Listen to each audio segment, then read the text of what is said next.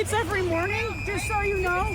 It'll be the same plate when you come talk to us later. That's fine. U.S. citizen. You want to come at us?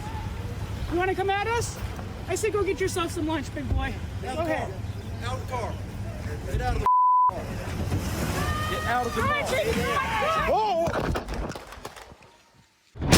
car. So as the debate rages on of whether or not the ICE agent was in the right to, unfortunately, discharge the weapon against the woman who was there protesting, we have the new breaking video that comes out that proves the fact that he was hit, as this was shown in the body cam footage. But it seems to be that most people are just leaving out all of the facts that led up to this. For the 3 to 4 minutes before the incident took place, she was there to block the agents from doing their jobs.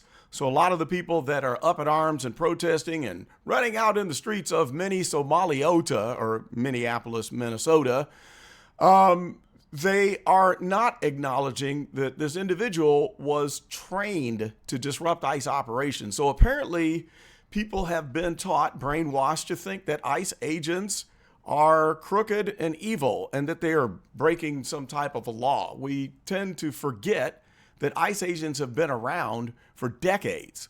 We have completely forgotten that we have immigration laws that were put into place over 80 years ago, and that every administration, every president that has been in office since then has enforced immigration law. And those laws are still on the books.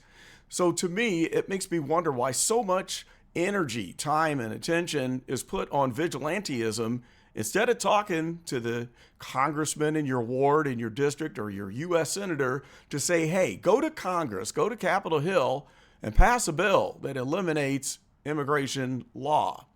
Now, I did do a video on my other channel that refuted this whole notion that we live on stolen land.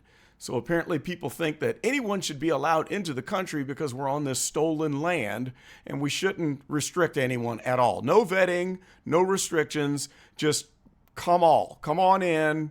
We don't care what your background is, where you're from, just come on into the country and live off of us for free. Meanwhile, in Minnesota, we've got the Somali community that is responsible for over $9 billion of fraud, where they are dipping into federal money in every possible way, from daycare fraud to welfare fraud to feeding the future, feeding poor people, feeding children fraud. If there is any federal program that offers assistance that they can tap into to steal money, they're doing it. And it's across the board. And so this has led to this point because it was the response to Minnesota by the federal government to crack down on these billions of dollars being stolen, why we had the ICE agents in that neighborhood where this woman decided that it was right to show up, block the street for 3 to 4 minutes, and then peel out, nearly ending the life of an ICE agent. So the debate rages on, and now we know that there is irrefutable proof that he was hit. That's the sad fact. But people are still standing for the woman, standing up for her so-called right to impede federal law enforcement operations. And it's probably going to get worse because we've got the mayor of Minnesota, along with the governor of Minnesota, that are encouraging people to continue in this vigilantism rather than calming the situation down and acknowledging the fact that ICE agents are enforcing immigration law. Now, instead of being responsible and telling people these are the laws on the books, instead of telling people that, yeah, these kind of things have to happen, we have ICE agents out here performing all of these raids and operations because the Biden administration let 20 million people into the country and created the problem. Instead of thinking about that, they're just telling folks to go out there and disrupt the operations of federal law enforcement officers. And that's really sad.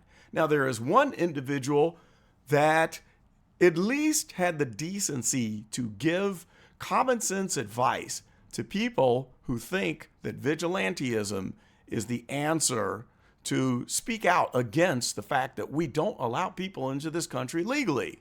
So let's watch this clip and listen to the police chief of Chicago and what he had to say in response to the protesters who obviously are not doing peaceful protest. So let me be clear to the public about certain things. You have to excuse me, I'm a little dehydrated. Let me make this clear. Federal agents, ICE, HSI, are officers. They are agents of law enforcement. If you box them in with vehicles, it is reasonable for them to believe that they are being ambushed and that this could end in a deadly situation. And it's reasonable for them to use force based on those conditions. Do not box in any law enforcement officer. You are breaking the law when you do that. And you are putting yourself in danger. Following law enforcement agents around. The question is why? What do you plan on doing? It's also reasonable for them to believe that you're eventually going to do harm to them. If you ram any vehicle, especially that one that contains law enforcement agents, and that's any law enforcement, local, state, federal, county,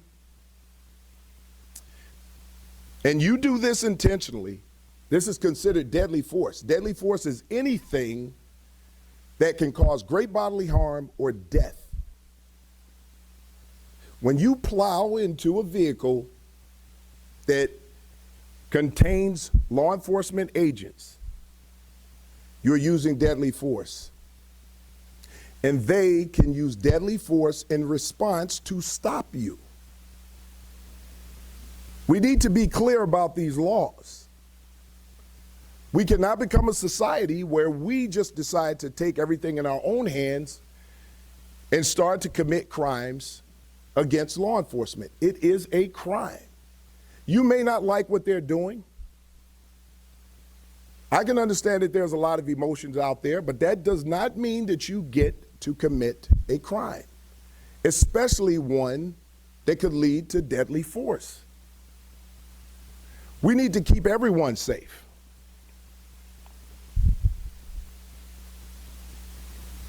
Our responsibilities when it comes to federal agents, and I've been asked these questions, we do not interfere with the duties and responsibilities of federal agents. So what are your thoughts on that?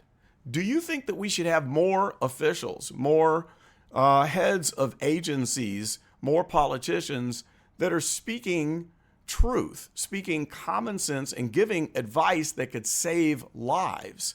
Or do you think that we should have politicians like Tim Walz that are encouraging vigilantism and telling people to impede ICE operations? Post it in the comments and let me know what your thoughts are. And if you think energy should be put into changing laws rather than encouraging folks to avoid compliance with the laws, ignore the laws, and just do whatever the hell that they want to do. Post it in the comments, and we'll talk about this again very soon.